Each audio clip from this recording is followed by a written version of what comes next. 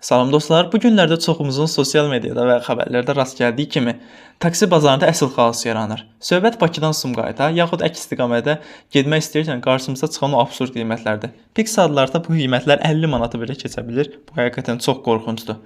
Bəs niyə son günlərdə belə qiymət artımları baş verdi? Gəlin baxaq. Əvvəlcə ayna nə deyir? Onlar bildirir ki, son qanunlara əsasən taksilər yalnız buraxılış kartında göstərilən ərazidə fəaliyyət göstərə bilər. Bu kağız üzərində tənzimləmə kimi görünə bilər, ancaq real həyatda isə bu tamamilə fərqli nəticə göstərir. Yəni qısaca prosesi belə özətləsək, taksi Bakıdan müştərini götürür və onu Sumqayıta aparır. Amma o qaydanda özü ilə Sumqayıtdan yeni müştəri götürə bilmir. Çünki o Bakı ərazisində qeydiyyatdadır və o boyda yolu yenidən boş geri qayıtmalı olur.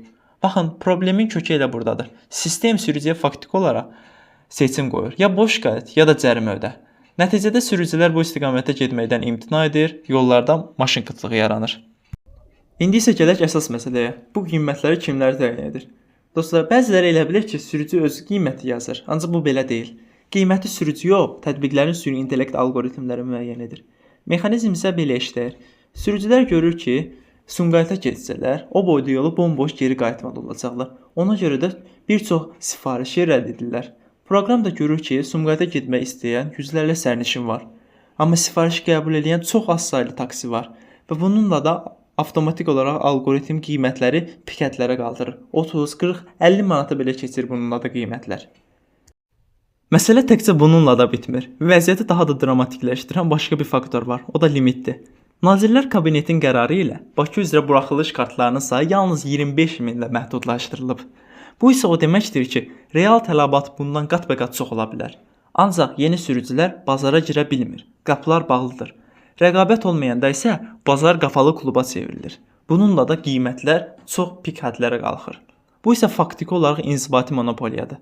Sürücülər də baxır ki, risk böyükdür. Bir tərəfdə 15 manat qazanc, digər tərəfdə isə 50 manat cərimə.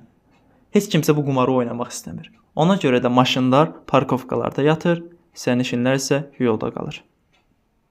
Bəzi ekspertlər qeyd edir ki, bu qaydanın məqsədi yollarda yüklənməni azaltmaqdır. Bəli, tıxac Bakı üçün çox böyük bir problemdir. Ancaq tıxacı azaltmaq üçün vətəndaşı seçimdən məhrum etmək lazım deyil. İnsanları yolda qoymaq nə dərəcədə düzgündür ki? Əgər məqsəd nizam-intizamdırsa, texniki nəzarətlə sürücülərin keyfiyyətini artırmaqla olmalıdır bu proses. Şəhərlər arasında viza qoymaqla yox. Bu zaman bazar daralır, rəqabət ölür, qiymət isə vətəndaşın cibini yandırır. Və dostlar, video bu qədər idi. Video izlədiyiniz üçün çox sağ olun. Kanala abunə olmağı və video like atmağı unutmayın. Zəhmət olmasa bu proseslə bağlı öz fikirlərinizi şərhdə yazmağı unutmayın. Sağ olun, görüşərik.